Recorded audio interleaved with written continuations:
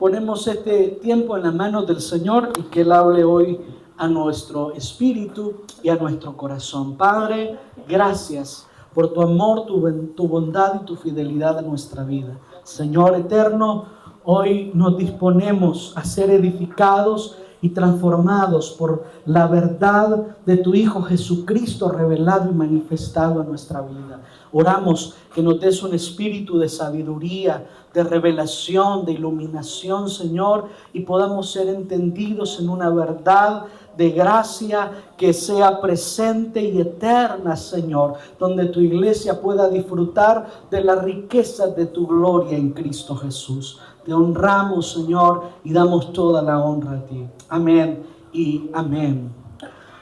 Bien, amados, quiero que consideremos hoy un tema bastante específico y especial que definitivamente en este proceso de metanoia, de cambio de mentalidad, de renovar el espíritu de nuestra mente y entrar en ese proceso de una renuncia constante a los sistemas mundanales que se levantan justamente en contra del avance de la iglesia al propósito eterno de Dios, podamos ser hoy entendidos en una realidad trascendental y especial.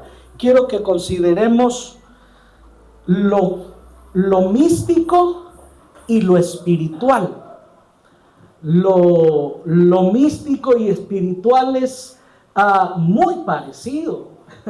Hay una línea muy delgada entre lo que es místico y lo que es espiritual. Y es acá donde en muchas ocasiones hemos caído en asuntos de misticismo, justamente por no conocer y entender la verdad de lo que ya es espiritual.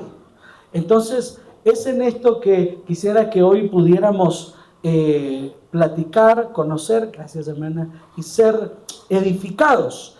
Entonces, bien, acompáñenme por favor a las Escrituras, a la carta a los Hebreos, capítulo 10. Hebreos capítulo 10, y vamos a leer el verso 1. Hebreos capítulo 10 y verso 1. ¿Ya lo tienen? Bien, leemos juntos. Porque la ley, Hebreos 10:1, porque la ley, teniendo, ¿qué cosa? La sombra de los bienes venideros, no la imagen misma de las cosas. Nunca puede, por los mismos sacrificios que se ofrecen continuamente cada año, hacer perfectos a los que se acercan. Ahora ahí mismo en el capítulo 10, avancemos por favor y vamos a leer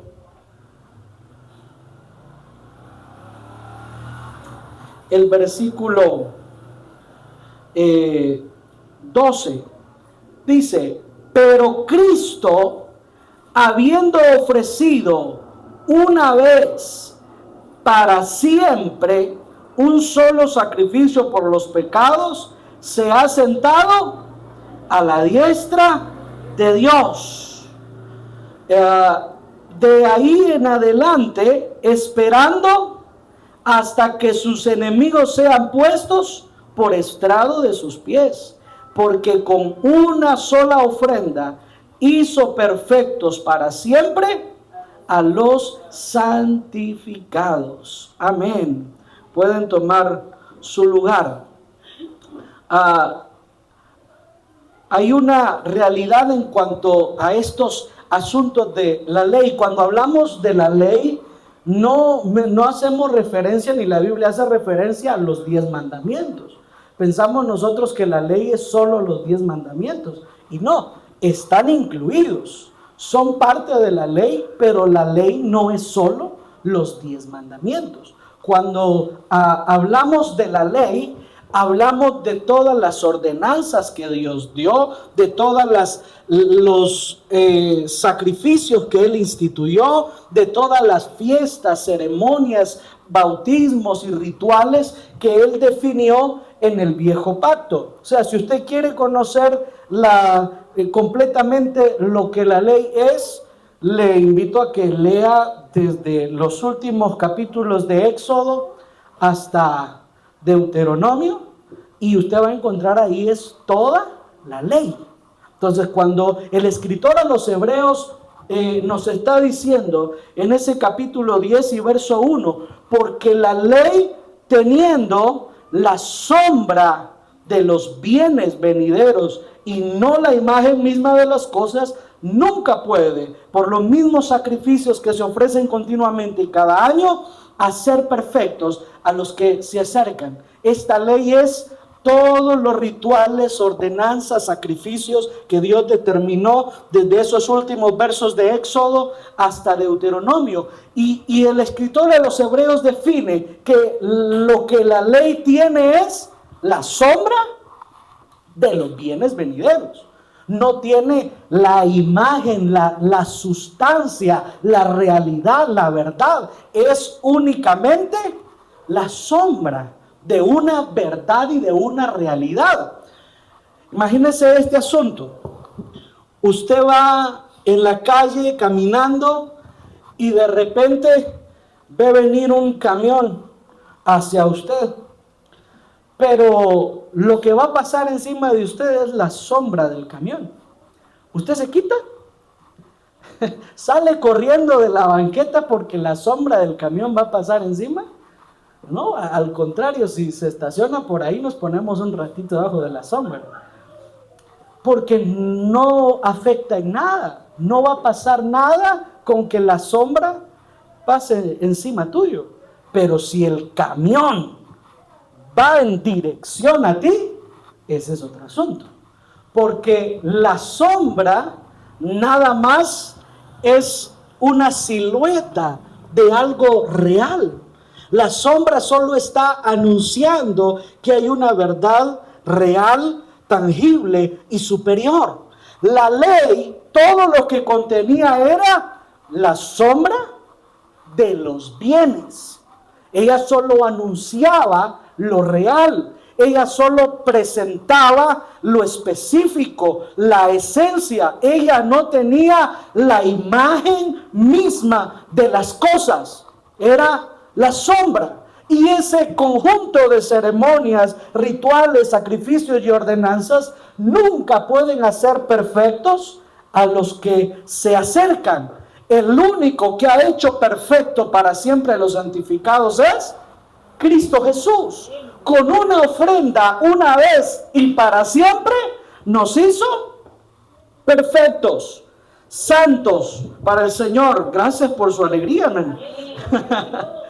Veamos este asunto. Vayamos a Hebreos capítulo 9 y ya le voy a explicar por qué estos versos son tan trascendentales para hablar de lo místico y lo espiritual. El capítulo 9 y el verso 1 dice: ahora bien, aún el primer pacto tenía ordenanzas de culto y un santuario terrenal.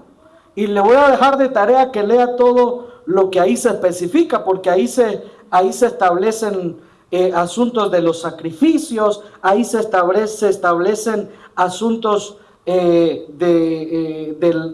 la ley, se expresan, se explican cómo era que funcionaba todo este asunto. Pero lo trascendental de este verso es que dice que ese primer pacto lo que tenía era ordenanzas de culto y santuario terrenal, asuntos completamente humanos. Por eso no podían santificar a nadie, no podían hacer perfecto a nadie. Pero leamos lo que dice el verso 11. pero estando ya presente Cristo. Leamos desde el verso 10 para entender esa parte especial. Verso 10 dice, ya que consiste solo de comidas y bebidas, de diversas abluciones y ordenanzas acerca de la carne. Ahora, todo esto impuesto ¿hasta cuándo? Hasta el tiempo de reformar todas las cosas. Pero estando ya presente Cristo, sumo sacerdote, ¿de qué cosa? De los bienes venideros, por el más amplio y más perfecto tabernáculo, no hecho de manos, es decir, no de esta creación, y no por sangre de machos cabríos, ni de becerros, sino por su propia sangre, entró una vez para siempre en el lugar santísimo, habiendo obtenido eterna redención. Entonces vean, todos los estatutos, ordenanzas, ceremonias, sacrificios, rituales que eran asuntos de la ley, fueron una imposición, fue algo que Dios estableció, y por eso cada vez que usted lee esas ordenanzas, el Señor termina diciendo, mandato perpetuo es para ti y tus generaciones, porque justamente expresa el carácter obligatorio, la imposición de esa ley sobre el pueblo. Ahora, todo eso fue impuesto ¿hasta cuándo? Hasta el momento de la reforma. Hasta ese momento eso tenía validez. Hasta el momento de reformar todas las cosas, eso estaba vigente. Eso cumplía con lo que el Señor demandaba. Pero ya estando presente Cristo, sumo sacerdote, ¿de qué? De las sombras como Aarón, de las figuras como Aarón, sumo sacerdote de los bienes, la realidad, de la imagen misma de todas las cosas. Es definitivamente asombroso que el escritor pueda hacer esta aclaración entre la sombra y los bienes, manifestar la silueta, lo que pudo ser, y definir que ya ahora está presente Cristo, el sumo sacerdote de los bienes venideros. Entonces, todas las cosas, asuntos, rituales y ceremonias que eran instituidas en la ley, todas tuvieron su momento de estar vigentes. Y ese momento fue hasta que llegó Cristo Jesús, el reformador de todas las cosas. El reformador no es Martín Lutero, el reformador es nuestro Señor Jesucristo. Claro, históricamente pues vemos cómo la Iglesia Católica se desvió en un momento preciso de la historia, y pues aparecen los nuevos reformadores en cuanto a querer arreglar los asuntos complicados que la Iglesia Católica estaba teniendo. Pero el verdadero reformador de todas las cosas es Cristo, y Él ya está presente.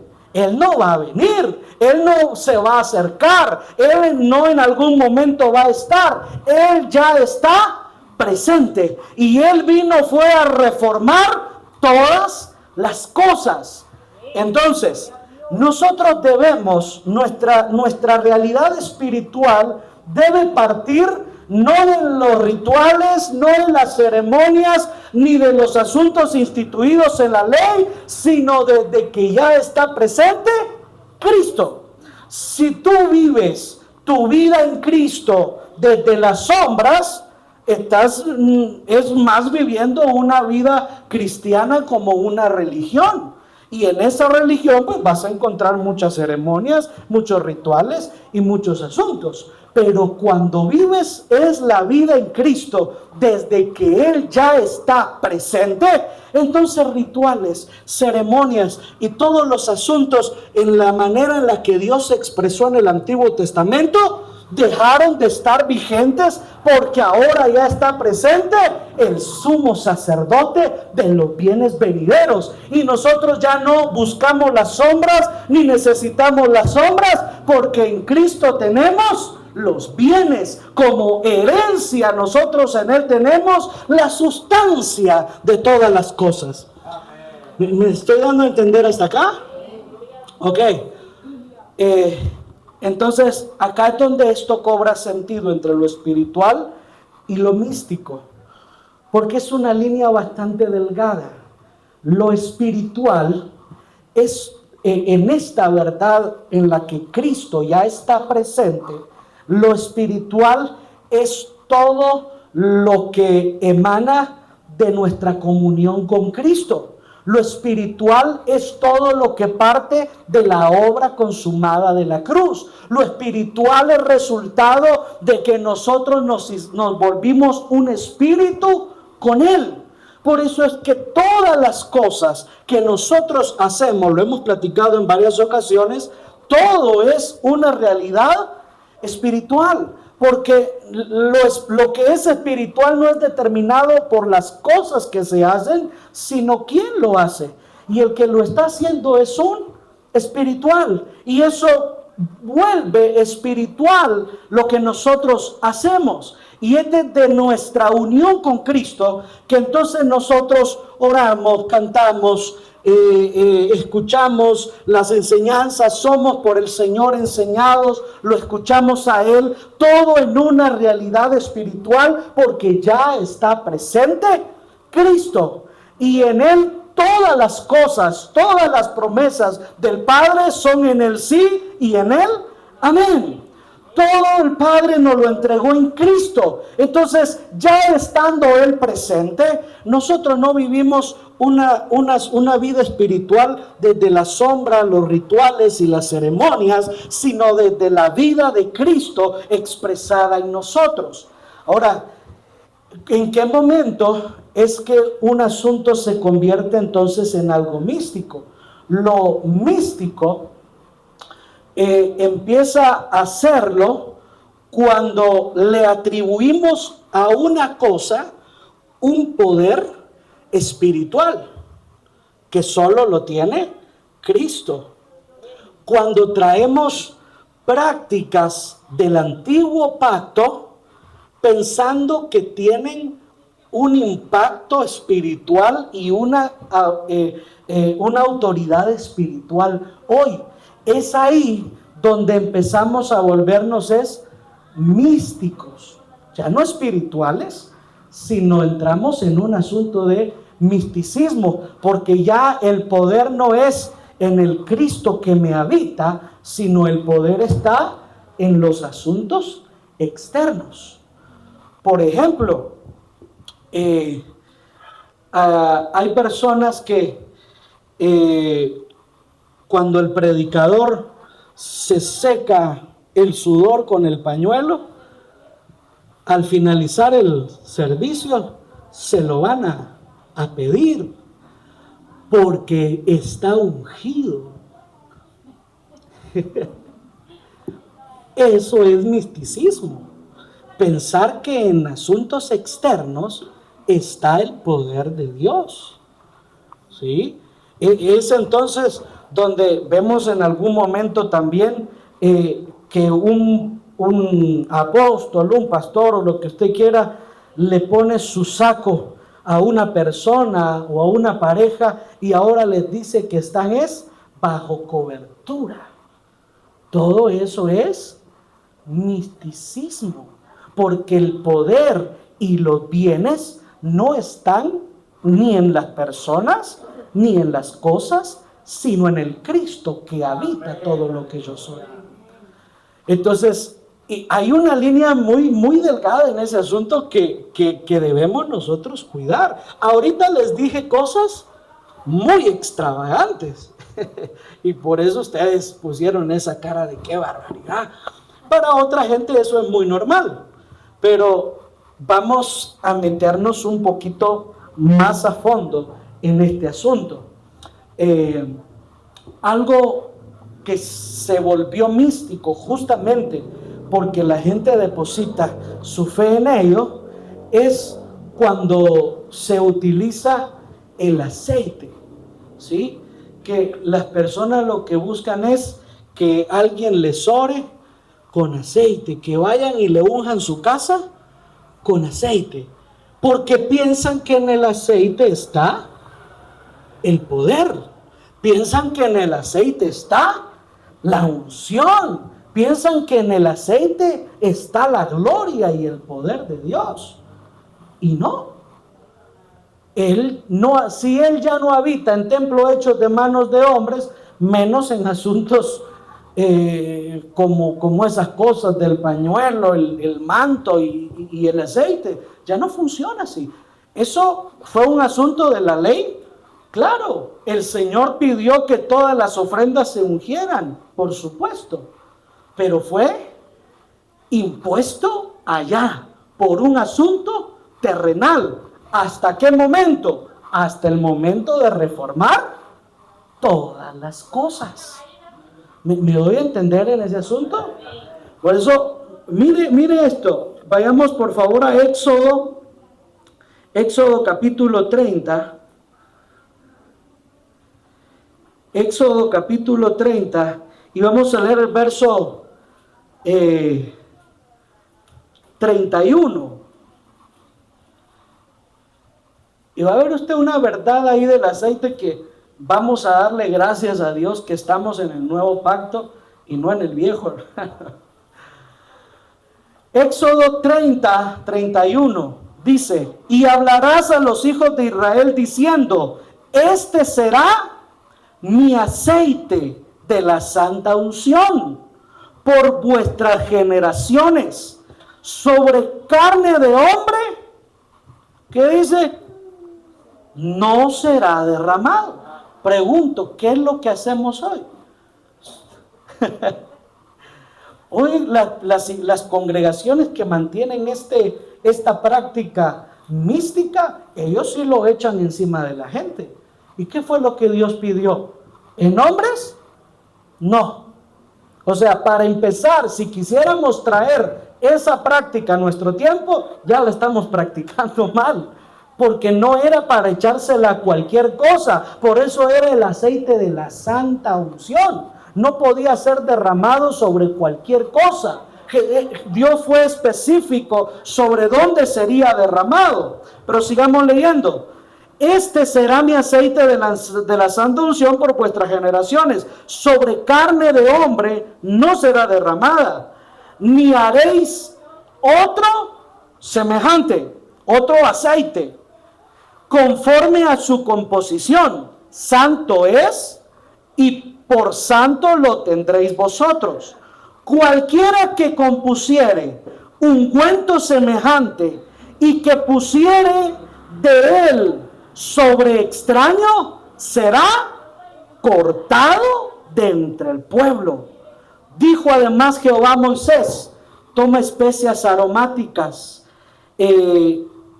estacte y uña aromática, y galbano aromático e incienso puro, de todo en igual peso, y hará de ello el incienso, un perfume según el arte del perfumador, bien mezclado, puro y santo, y molerás parte de él en polvo fino, y lo tendrás delante del testimonio en el tabernáculo de reunión, donde yo me mostraré a ti, o será cosa santísima.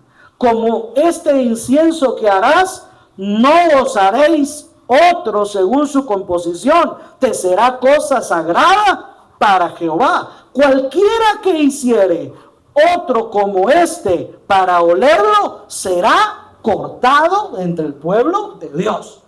Entonces mire este asunto. Dios fue bien determinante en los componentes del aceite de la santa unción, y también fue determinante en la consecuencia de hacer otro igual o con diferentes compuestos, o de derramarlo en personas o en cosas donde él no lo había establecido de esa forma. Ahora, ¿qué aceite usamos nosotros? El Johnson Baby, el extra virgen, ¿no? Para que tenga más peso. O a veces, hermano, yo me he encontrado con con personas que han hecho algún viaje a Israel y traen aceite de Israel y vienen y dicen, no, que este aceite viene de Tierra Santa, de Israel. Usted le echa un poquito al asunto ese complicado y se soluciona. Misticismo. Todo eso, cualquiera puede venir y leerle, mire, no, el aceite está en la Biblia. Dios dijo que se ungiera con aceite, pero no están leyendo el resto, que no se puede hacer de otra forma, que no es el que a ti te da la gana, hay un compuesto preciso para hacerlo, no se derrama donde tú quieres, sino donde Dios determinó, y además que fue impuesto hasta el tiempo de reformar las cosas. Ahora que está presente Cristo, yo ya no necesito el aceite, porque el aceite representaba la unción. Pero ahora yo ya tengo a Cristo habitando en mí y en mí habita la unción plena del Santo Espíritu de Dios. Amén. ¿Cómo vamos en este asunto? Entonces tenemos que ir justamente cuidando esas partes de convertir algo espiritual en algo místico. Hace poco escuché a un predicador diciendo que tomar la Santa Cena en la casa hacía que los demonios huyeran. Si usted toma la Santa Cena en su casa, los demonios huyen. Y tómela en los cuartos de sus hijos para que el Señor los cubra. Un recurso espiritual lo volvieron místico, porque todo el poder de Dios lo metieron en un pedazo de pan y en un poquito de jugo. ¿Me doy a entender en ese asunto? Y entonces se convirtió un estatuto de Jesús, de hacerlo en memoria de Él, en un ritual místico, donde pensamos que por hacer eso los demonios van a huir y ya no va a haber problema y el Señor me va a cuidar en todo tiempo. Cuando las Escrituras lo que definen es que el que ha nacido de Dios, el mal no lo toca. Gracias por su alegría. No necesito yo estar haciendo rituales místicos para que eso pase. Y entonces tenemos justamente que cuidar, amados, esa parte de no traspasar la línea de lo que es en esencia espiritual, el poder de Dios manifestándose en el Cristo que nos habita y trayendo manifestaciones gloriosas de su espíritu con rituales establecidos en el viejo pacto. Hoy vemos ahí personas, no vamos a derribar todo altar que se levantó para Baal. Como Elías hizo que cayera fuego sobre los altares y derribó los altares a Baal y le decapitó a los profetas, entonces nosotros también tenemos que hacer eso. No, ahí fue necesario porque era una realidad, pero nosotros no tenemos que andar derribándole altares a nadie. ¿Sabe cuál es el asunto? Que, ay, hermano, realmente, si nos tocara que pelear con Satanás, yo le aseguro que no aguantamos estar ahí enfrente ni un minuto. El ángel, ¿se recuerda del ángel que peleó con Satanás? O bueno, no que peleó, que se opuso a Satanás. El arcángel Miguel, cuando Moisés murió, Satanás quería tomar el cuerpo de Moisés y entonces bajó el arcángel Miguel y todavía con eso el arcángel Miguel le dice: Jehová te reprenda. No peleó él contra Satanás, le dijo: Jehová te reprenda. Pero ¿qué hacemos nosotros? Hoy si venimos y te echo fuera y decreto esto y arranco lo otro, hermano, el diablo se te manifestara realmente con el poder espiritual que tiene. Ay Dios, por eso démosle gracias a nuestro Señor Jesucristo, que Él ya lo exhibió públicamente en la cruz y triunfó sobre Él, porque ya no es obra nuestra, sino es lo que Cristo hizo en la cruz. Entonces tenemos que pasar de todas estas partes místicas a la realidad de la vida en Cristo. Amados, yo sé que somos a veces muy sensoriales y nos gusta, venga, pase al altar, porque pensamos que todavía esto es el altar, y que me impongan manos, y que me soplen, y que me tiren el manto. Pero todos esos asuntos terminan por volverse cosas fantasiosas, místicas, de las que nos tenemos que cuidar. Lo que el Señor está haciendo hoy en la iglesia, todo lo está haciendo desde la verdad del Hijo eterno impartido en nosotros como vida. No está Él ocupado en otras cosas, sino en manifestar la vida de Cristo. Por eso nuestra verdad es, ya estando presente, Cristo. Él ya está. Y entonces pregúntate, si ya está presente Cristo, ¿tengo yo que pelear con el diablo? Si ya está presente Cristo, ¿tengo yo que pagar el precio por algo? Si ya está presente Cristo, ¿tengo yo que hacer sacrificios para que Él responda a mi oración? ¿O cómo? Ya estando presente Cristo, sumo sacerdote de los bienes venideros. En Él tú lo que eres es coheredero. Heredero de Dios, coheredero con Cristo y siendo la iglesia el cuerpo de Cristo, perteneciendo al Cristo corporativo, todo lo que del Hijo es tuyo. Todo lo que el Hijo tiene, lo tienes tú. Todo de lo que el Hijo participa, participas tú porque eres su cuerpo, porque eres su iglesia, la plenitud de aquel que todo lo llena en todo. Amados, transicionemos de lo viejo, del viejo pacto, de todos los asuntos que ahí están, que los volvimos místicos porque le atribuimos poder a lo que ahí hay, a realmente vivir desde que ya está presente Cristo. Esto debe de reinar en nuestra vida y en nuestro corazón. Ya está presente Cristo Jesús. Y Él reformó todas las cosas. ¿Preguntas? ¿Dudas? ¿Cómo vamos con eso?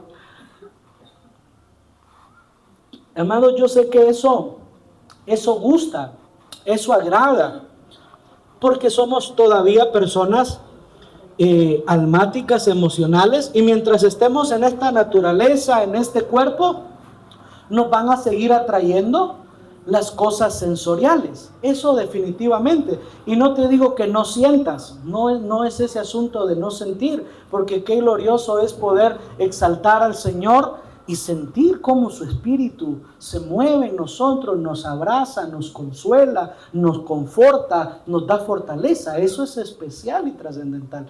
Pero no hagas de esa experiencia espiritual una realidad mística. ¿Sí? Lo que pasó una vez contigo no es ley de que tenga que pasar con todos. Te pasó a ti en una experiencia con el Señor.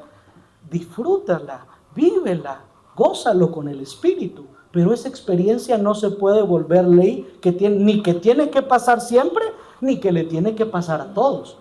Lo que es doctrina y donde nosotros crecemos, todo está revelado en las Escrituras. Las experiencias externas que podamos tener, si fue un asunto realmente del Espíritu moviéndote a hacerlo, está bien, pero no es una ley que le tenga que pasar a todos, ni tampoco es ley que te tenga que pasar 2 veces. A veces son asuntos específicos que Dios hace por amor a nosotros. Pero nuestra realidad es que ya está presente Cristo. Disfrutemos a Cristo. Hermana.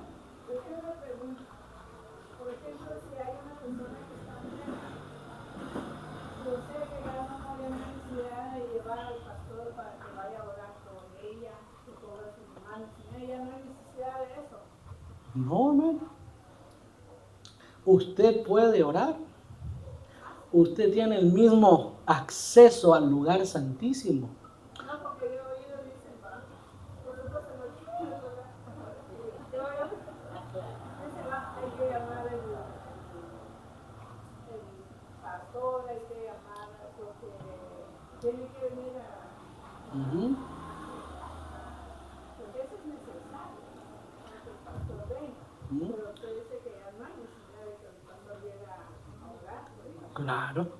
Lo que pasa es que eso siempre fue un asunto del viejo pacto. ¿Se recuerdan qué dice Santiago? Santiago dice, si alguno está enfermo, que llamen a los ancianos, que lo unjan con aceite, y la oración eficaz del justo salvará al enfermo.